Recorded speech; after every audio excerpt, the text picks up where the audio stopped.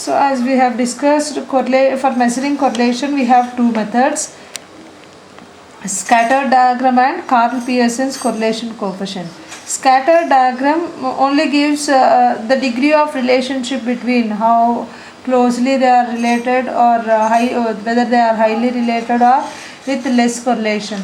It doesn't give any numerical measure for this. So the next or best method used for measuring correlation between any two variables is nothing but Karl Pearson's correlation coefficient. If you take x comma y as the two variables, the correlation between them is denoted with r, small r of xy, or simply r with suffix x comma y. So from here onwards, or simply without the variable r. So Karl Pearson's correlation coefficients gives the numerical measure of the correlation between two variables with a numerical measurement. We indicate that with either r of xy, rxy, or r. So let us see the definition for this, which is nothing but covariance of x comma y by sigma x comma sigma y.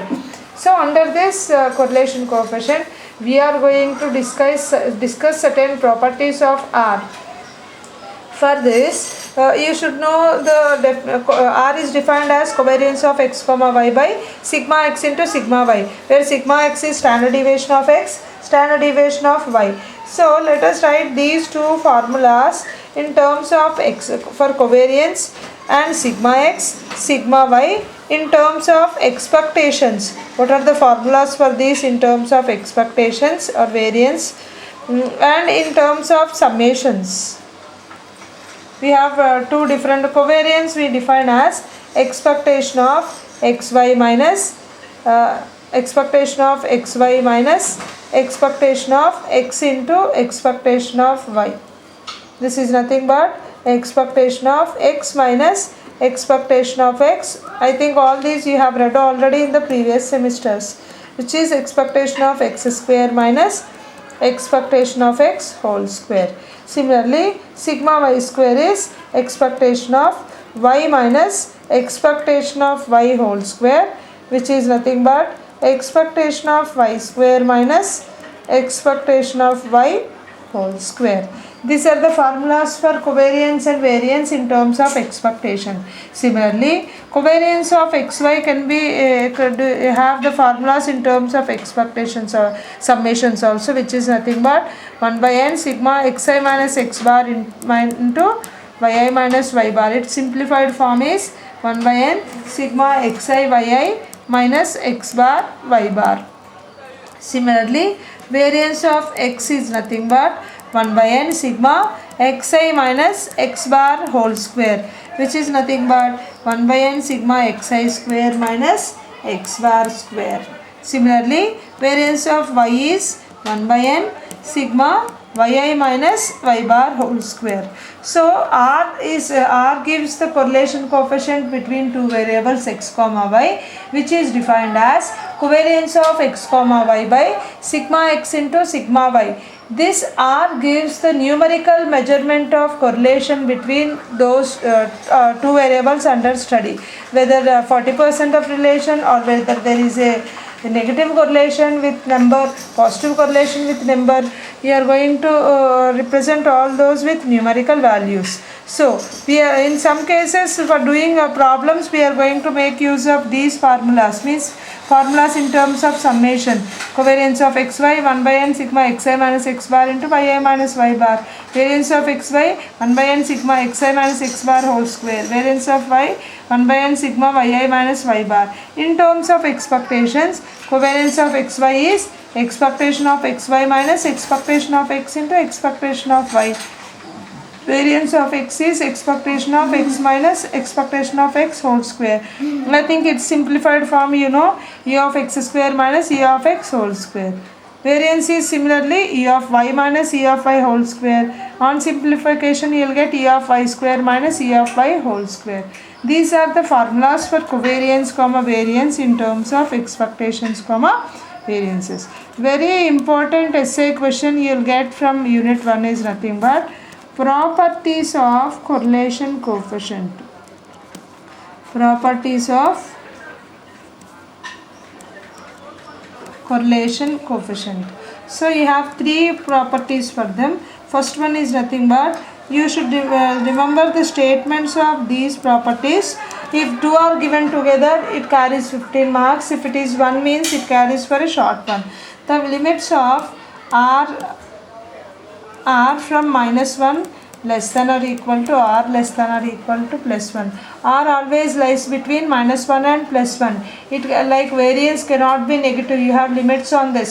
For SKP you have limit. For SKB limit you have limit. Similarly, you have limits on R which are nothing but -1 to +1. Second one is nothing but two independent variables are uncorrelated. All these you need to prove. Two independent variables are uncorrelated. Third one is nothing but R means correlation coefficient is independent of change of origin comma scale.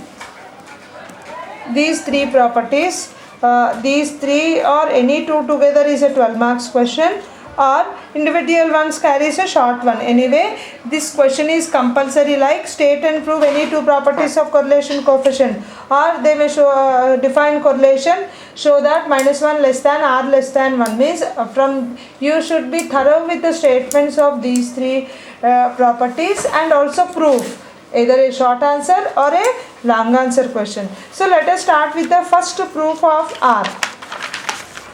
Okay, what is the first property you have? Property 1 is nothing but limits of R. What are the limits for this? -1 less than r less than or equal to +1. Now to prove this, okay, you need to prove this. For that, let us consider what is R. R, how do you define R? Covariance of x comma y by sigma x into sigma y. Okay, so we know the definition of R, and to prove this, let us consider, you should remember this quantity. Consider the quantity sigma xi minus x bar by sigma x plus or minus yi minus y bar by sigma y whole square. Okay, what you should remember this, xi minus x bar by sigma x plus or minus yi minus y bar by sigma y square. As this is a squared quantity, we know that it is always greater than 0. It's a squared quantity, so this is always greater than 0. Now it is in the form of a plus or minus b whole square. You will get a square plus b square plus 2ab. So sigma xi minus x bar by sigma x whole square plus b square yi minus y bar by sigma y whole square plus or minus xi minus x bar into yi minus y bar by sigma x into sigma y greater than or equal to 0. We have considered a square plus b square plus 2ab. Okay, now I think this sigma is for first term, second term as well as for third term. So this is sigma xi minus x bar whole square. This square is for the numerator as well as for denominator. Xi minus x bar whole square by sigma x square. Similarly, sigma yi minus y bar whole square by sigma y square. Okay, plus or minus 2 xi minus x bar into yi minus y bar by sigma x into sigma y greater than or equal to 0. Just look into this one. Always summation runs on I is equal to 1 to n. I is equal to 1 to n. Now we can take out this sigma x square here, sigma y square here, here sigma x, sigma y out of the summation. So this becomes 1 by sigma x square sigma xi minus x bar whole square plus 1 by sigma y square sigma yi minus y bar whole square plus or minus 2 sigma x sigma y sigma xi minus x bar into yi minus y bar greater than or equal to 0. Okay, now is there any formula nearer to this? What is the formula for sigma x square? 1 by n sigma xi minus x bar whole square. What is the formula for sigma y square? 1 by n sigma yi minus y bar whole square. And for covariance of x comma y, it is 1 by n sigma xi minus x bar into yi minus y bar. So in all these you have only sigma xi minus x bar whole square. You can write that in terms of variance if you have 1 by n. Similarly here you have yi minus y bar, that can be replaced with sigma y square if you have 1 by n. This also lagging 1 by n to write with covariance. Why we want to write in terms of variances, covariances means as our objective is to find out the limits for r, and r formula is covariance of x by sigma x sigma y. We are trying to write all these in terms of variance and covariance. So you throughout this inequation you multiply here with 1 by n, and also RHS is 0. So no, if you multiply also you will get 0. So 1 by sigma x square into 1 by n sigma xi minus x bar. I have multiplied throughout the inequation with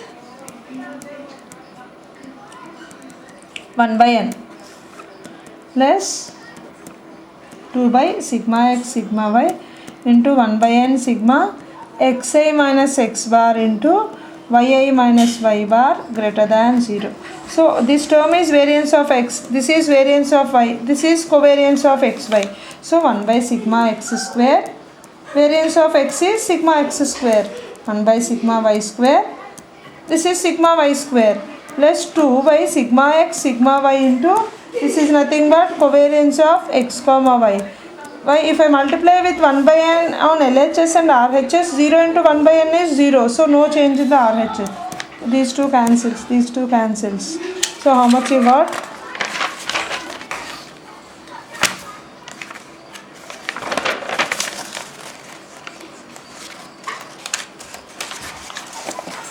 You got here 1 by sigma x square. Last step I am rewriting again.